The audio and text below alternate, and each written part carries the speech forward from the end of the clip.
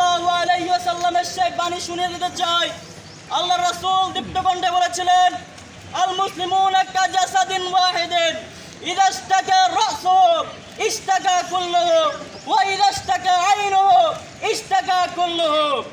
সম্মানিত উপস্থিতি, আজ আমরা এখানে উপস্থিত হয়েছি আমাদের তাওহীদের চেতনা নিয়ে। আমরা উপস্থিত হয়েছি আমাদের ঈমানের চেতনায় বলিয়ান হয়ে। আমরা এখানে উপস্থিত হয়েছি আমাদের অন্তরে আগুন নিয়ে। এই আগুন থামাবার সামর্থ্য কারো নাই। এই আগুন যতক্ষণ পর্যন্ত ফিলিস্তিনকে মুক্ত করা না হবে ততক্ষণ পর্যন্ত থামবে না, থামবে না, থামবে না।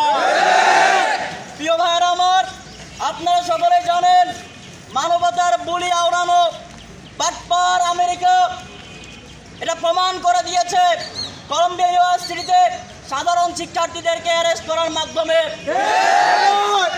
যে এই আমেরিকা এবং জাতিসংঘ এরা দুইটা মানবতার চূড়ান্ত দুশমন।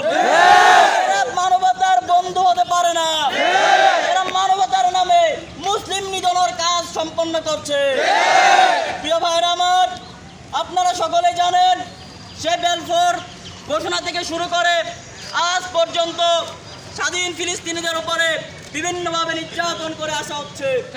কিন্তু জাতিসংঘ বারবার আসার কথা শোনালেও এখনো কোনো কার্যকরী পদক্ষেপ নেয়নি। আমরা ইসলামী বিশ্ববিদ্যালয় থেকে প্রশ্ন রাখতে চাই, যারা জাতিসংঘের দায়িত্বে আছেন তারা কি পুরুষ নাকি নপুংসক? দেখে না, ওরা যখন ইউক্রেনে মানুষ মারা যায় তখন মায়া কান্না করে, কিন্তু যখন ফিলিস্তিনে আমার মুসলমান ভাই বোনদেরকে ধর্ষণ করা হয়, আমার মুসলমান ভাই বাবাদেরকে হত্যা করা হয়, তখন তারা কেন নপুংসকের ভূমিকায় অবতীর্ণ হয়? প্রশ্ন ইসলামী বিশ্ববিদ্যালয় সাধারণ শিক্ষার্থীদের পক্ষ থেকে রাখতে চাই। সম্মানিত ভাইয়েরা আমার, আমরা আরো জানাতে চাই অনতি বিলম্বে ফিলিস্তিনের স্বাধীনতার জন্য যা কিছু প্রয়োজন সব কিছু করতে হবে। না করা হয় আমার যুবক ভাইয়েরা, যদি বিশ্ব মোড়লরা ফিলিস্তিন স্বাধীনতার জন্য কোনো সিদ্ধান্ত না নেয় তাহলে তোমরা কি ফিলিস্তিনের মা বোনদেরকে ভাই এবং বাবাদেরকে বাঁচানোর জন্য নিজের জীবনের সর্বোচ্চ বিলিয়ে দিতে রাজি আছো? তোমরা কি এক একজন সালাউদ্দিন আইয়ুবীর ভূমিকায় অবতীর্ণ হতে রাজি আছো? ভাইরা আমার, আমরা আরো বলতে চাই ইসরায়েলের পণ্য বয়কট এর একটা বিশাল আলোচনা হচ্ছে আমাদের বাংলাদেশে। আমরা আরো ব্যাপকভাবে ইসরায়েলের সমস্ত পণ্য আজ থেকে বয়কট করতে চাই। ইসরায়েলের পণ্য যদি কেউ লেনদেন করে, যদি কেউ বেচা কেনা করে, তাকে আমরা সামাজিক বয়কট করব। ভাইরা আমার, এখানে কতদিন দেখা গেছে প্রথম আলোর মধ্যে একটি পত্রিকা, জাতীয় পত্রিকা, এটি একটি কাপুরুষতার কাজ করেছে। আলোর চোখে পড়ে না ফিলিস্তিনি মা বোন মারা যাচ্ছে, তারপরেও তারা এত বড় পুরো পৃষ্ঠায় কোকা কোলার মতো বাজে একটা ড্রিঙ্কসের অ্যাড কেন ছাপালো? তীব্র নিন্দা এবং প্রতিবাদ জানাই। সাথে সাথে আপনারা যারা এখানে উপস্থিত হয়েছেন সবাইকে আন্তরিক ধন্যবাদ এবং মোবারকবাদ জানিয়ে আর আশাবাদ ব্যক্ত করতে চাই, আপনাদের কারণে আপনাদেরকে যখন এই ইসরায়েলের বিপক্ষে ফিলিস্তিনের পক্ষে ডাকা হবে আপনারা দল মত নির্বিশেষে সকালে উপস্থিত হবেন তো ইনশাআল্লাহ। সাথে সাথে সমস্ত বাংলাদেশে দল মত নির্বিশেষে আমরা গতকালকে দেখেছি ইসলামী বিশ্ববিদ্যালয়েও বাংলাদেশ ছাত্রলীগ চমৎকার আয়োজন করছে।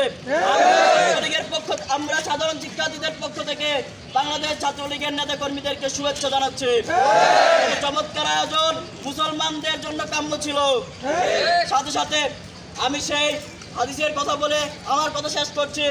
আল্লাহ রাসূল বলছেন মুসলমানরা হচ্ছে একটা দেহের মতো, একটা দেহে যখন মাথায় আঘাতপ্রাপ্ত হয় তখন পুরো দেহ আঘাতপ্রাপ্ত হয়।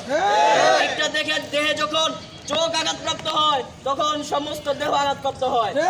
সুতরাং আমার আগের বক্তারা বলেছেন গৌর গোবিন্দের ভিত উল্টে দিয়েছিল একজন মাত্র মুসলমানের অভিযোগে। আজ ফিলিস্তিনে হাজারো মুসলমান, প্রায় ৮০,০০০ মুসলমান রিসেন্টলি তাদেরকে হত্যা করা হচ্ছে, তারপরে আমাদের মুসলিম বিশ্বের টনক নড়ছে না।